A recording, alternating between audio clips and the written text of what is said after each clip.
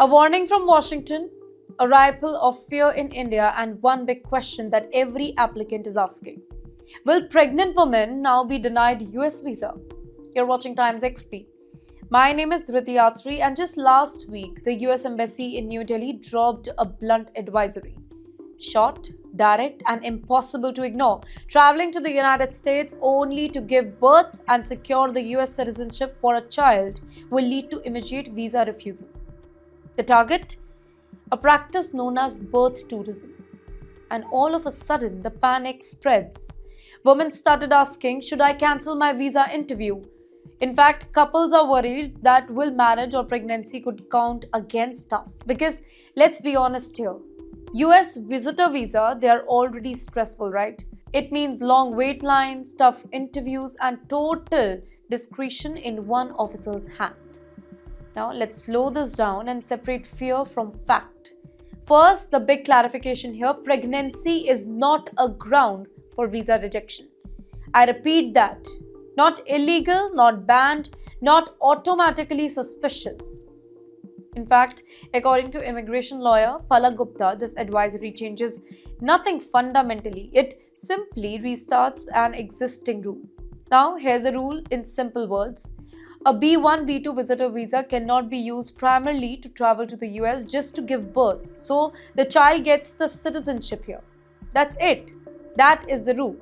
The law does not say that pregnant women are barred. Newlywed couples, they are suspicious. Young women will be rejected. There is no written rule that is there. None of that. Now, under the US law, visa officers must decide just one thing. That thing is your visit temporary? Or will you return home? Now that's where ties to India matter. Your job, your family, your finances, your travel history, everything, and not your pregnancy here. But you know what? Here's where scrutiny comes in. If an officer feels your stated reason does not match your real intent here, that's where the problem actually begins. If somebody hides pregnancy, if medical costs are not disclosed, if there is no proof of ability to pay hospital bills, that raises red flag. Not because of childbirth, but because of misrepresentation. So, what does this mean to practice? Pregnant applicants are allowed to apply. They are not automatically rejected, but yes, they may face extra questions about travel plans. They may need to show medical cost coverage.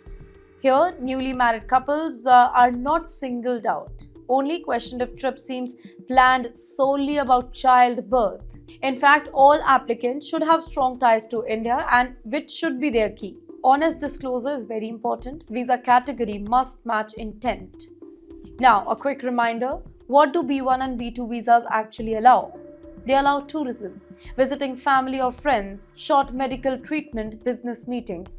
But they do not allow long-term stay, they do not allow employment, immigration by the back door. In the end, to clarify what exactly this birth tourism and why you should avoid it, then it's when somebody travels to the US, specifically so their child can be born over there and automatically that child becomes a US citizen.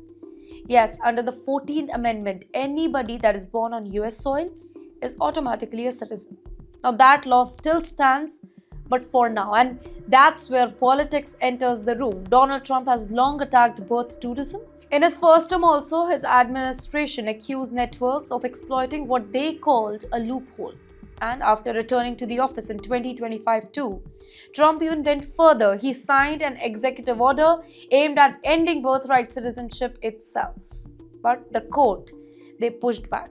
Federal judges blocked the entire move. In fact, one judge put it very, very bluntly that American-born babies are American. And there has been the law for generations. Now, the US Supreme Court has also stepped in. It has agreed to hear a case also on whether some US-born children, they have a constitutional right to citizenship. Though there is no date yet, no verdict yet, months, maybe years away. Now, in the end, where does this leave the Indians today? Here's the bottom line. So this advisory is not a ban. It's not new law. It's not anti-pregnancy. It is just a signal against misuse and nothing more.